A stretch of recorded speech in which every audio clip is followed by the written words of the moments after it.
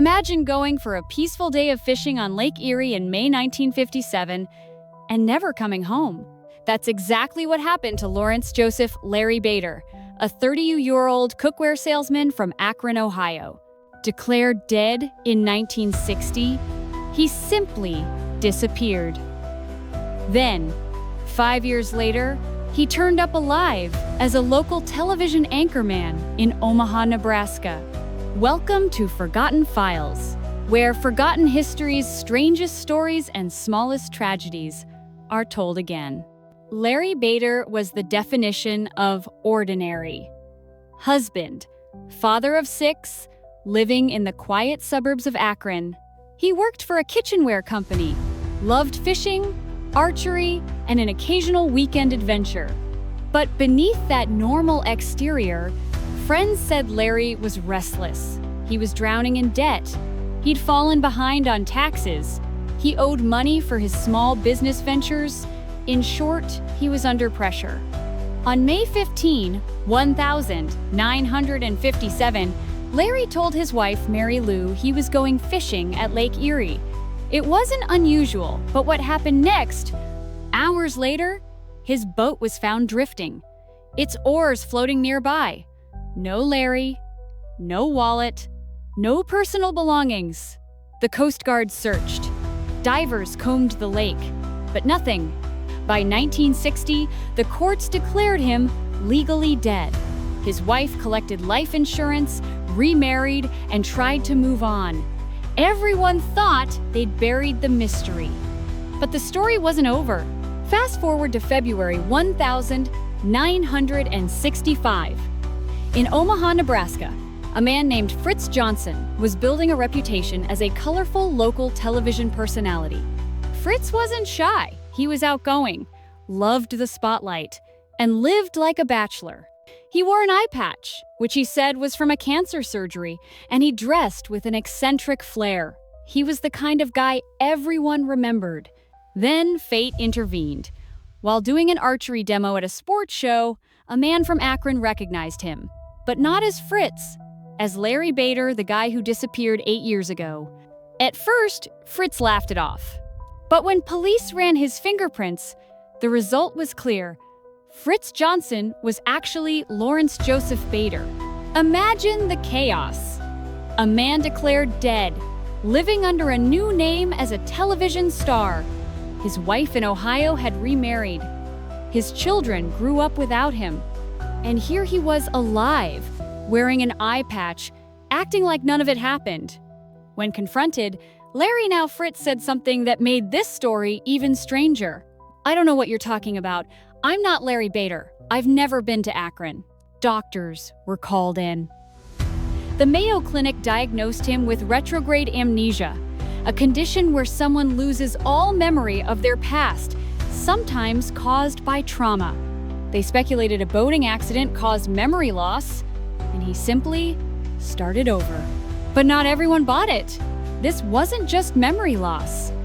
Fritz had completely reinvented himself. He had a new personality, bolder, louder, more outgoing than the old Larry. He partied. He lived extravagantly. He took jobs that drew attention. He didn't act like a man trying to remember who he was. He acted like someone who wanted to be anyone but Larry Bader. So people asked, did Larry fake his death? Did he use amnesia as a cover to escape debt and family obligations? Psychologists pointed to dissociative fugue, an incredibly rare disorder where extreme stress causes someone to abandon their life and start fresh, with no memory of their old one. But here's the thing. Dissociative fugue cases usually involve people trying to blend in quietly. Fritz? He did the opposite. He put himself on television. He became a local celebrity. And that eye patch? He claimed it was from a cancerous tumor removal. Was that true? Records say yes, he did undergo cancer treatment, but it also conveniently helped him disguise his appearance. There's another weird detail. He never contacted his Ohio family after being found. No effort to rebuild his old life. When his wife Mary Lou visited, he treated her like a stranger. His children? He didn't even try to reconnect. Whether that was because of true amnesia or by choice, we'll never know. Tragically, Fritz's second life didn't last long.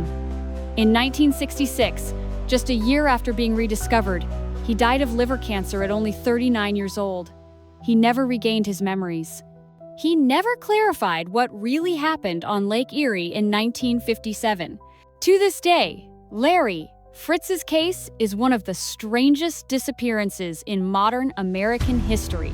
A man declared dead, found living under a new name, with either the most convincing case of amnesia ever recorded or the boldest reinvention of a life ever pulled off.